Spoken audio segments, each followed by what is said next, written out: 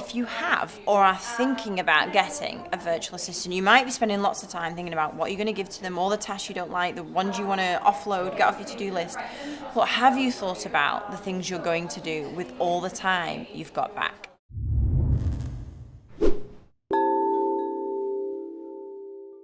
Hello, it's Emma Mills here, and welcome to episode 178 of MiTV. And this week's episode is about, a lot of the time, the focus can be on what are you going to delegate, what are you going to leverage, what's the stuff you hate to do, you weren't born to do, what do you want to get rid of off your to-do list. And that is definitely part of the process and really smart thinking. But one thing that I'll talk to clients about a lot is, once you've gone through that part of the process, the second part of the process, which is a really smart way to focus your time, is, let's say, for example, you have a virtual assistant and you have them for 10 hours every month, and they have a list of things that they do in that 10 hours every month that they take off your list. So what does that mean? In reality, it means it gives you 10 hours back across the month. Now, what you do with those 10 hours either drastically increases the value of the virtual assistant, or it can make it feel to you not that useful at all. And what I mean by that is, if you so there are varying ways that somebody taking 10 hours off you is really useful. So if it just means that you get to go home on time and spend time with your family, or you're not working on a Saturday night clearing down your emails, or you're not spending a lot of Sunday prepping for the week and doing all the things you need to do. Like if somebody taking those 10 hours off you makes your life just more present, more pleasurable, more, you're in the present enjoying time with the people that you love, rather than you are constantly distracted, working all hours, that is a really valuable way, I think, to spend your 10 hours.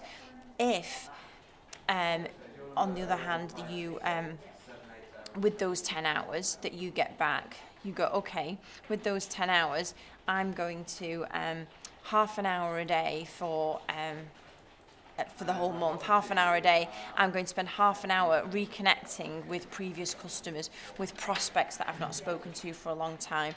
I'm going to spend half an hour with customers, with prospects that have shown interest. I'm going to spend half an hour connecting with customers that, do you know what, buy from us, I've not really spoken to in a long time.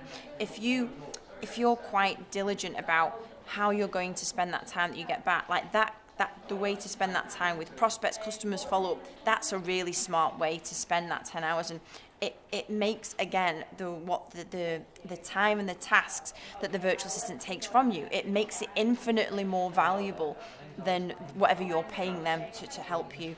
Because what you might get out of that half an hour of reconnecting, warming up prospects, just strengthening relationships with your existing customers, sales might come from that, referrals, opportunities, partnerships. So you being freed to do all of that makes that infinitely more valuable. If, in the final scenario, you have your assistant doing the list of things you don't really like to do, takes 10 hours off you, and in the 10 hours that appear back in your life that you no longer do those things, you check your inbox, you don't really and can't really meaningfully understand or say what different is happening in your life, and that's not just about the assistant, whoever you're using, that's on you as well. Like if they're doing X amount of tasks and it equates to 10 hours, that's on you as well to do some proper deep thinking about what does it mean to me, this? Do I want that, just that my life and work life is not one big fat mess? Like there's a distinct difference between them, and I can enjoy holidays, meals out, I can actually enjoy these things and not be late stressed about doing other things.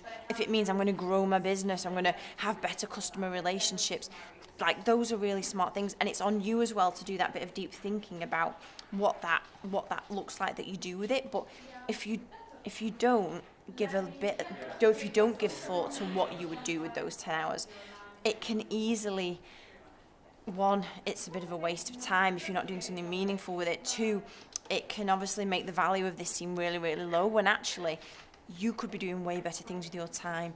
And so this week's MiTV is about getting support and assistance is great. And when you get the right person in your life and in your business, it can be game changing. It can, like, you know, lighten the load, free you up. But when you don't actually take that time and transform it into something, if you're not really enjoying that additional time, if you're not enjoying the tasks that you're doing, if you're not going home earlier, if you're not spending more time on the things you love to do, then we're kind of missing the point a bit. So for me, this week's MiTV is about, if you're going to get an assistant, if you already have one, just take a little bit of time to think about what is the impact of the time they're taking, what am I doing with it? Because I think it will really serve you well. I hope this helps you get your head out of the dirt and into the clouds, and I will see you next week for episode 179. See you then. Bye-bye.